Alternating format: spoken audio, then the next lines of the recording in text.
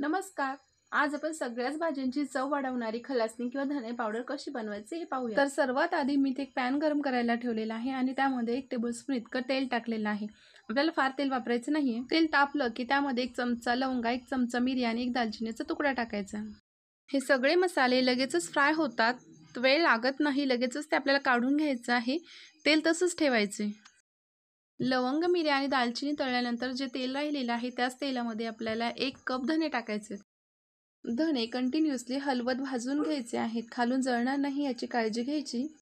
Season कोणताही असला तरी धने थोडेसे सादळलेलेच असतात. आपण भाजल्यानंतर ते क्रिस्पी होतात. हाताने फोडून बघायचे, क्रिस्पी लागले की समजून जायचं की भाजलेले आहेत आणि रंग देखील छान बदलतो. तुम्ही पाहू शकता इथे आपले धने भाजून झालेले आहेत. एका मोठ्या भांड्यामध्ये किंवा परातीमध्ये हे धने काढून घेतलेले आहेत.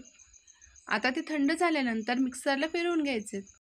गरम मसाले आणि धने एकत्रच फिरून घ्यायचे आहेत. तुम्ही पाहू शकता इथे मस्त अशी धने पावडर किंवा खलासणी तयार झालेली आहे. थोडेसे थंड झाले की लगेचच दळून घ्यायचे, म्हणजे ते सादळत नाहीत आणि खलासणी किंवा धने पावडर छान बारीक होते. तुम्ही पाहू शकता इथे मस्त अशी बारीक खलासणी तयार झालेली आहे. झटपट अगदी 7 ते 8 मिनिटामध्ये आपली धने पावडर तयार होते. एखाद्या एअरटाईट कंटेनरमध्ये भरून ठेवू शकतो. कितीही दिवस ही धने पावडर टिकते. हा छोटासा व्हिडिओ तुम्हाला कसा वाटला हे कमेंट करून नक्की सांगा. व्हिडिओ आवडला असेल तर व्हिडिओला लाईक करायला विसरू नका. चॅनल सबस्क्राईब करा. पुन्हा भेटूया. धन्यवाद.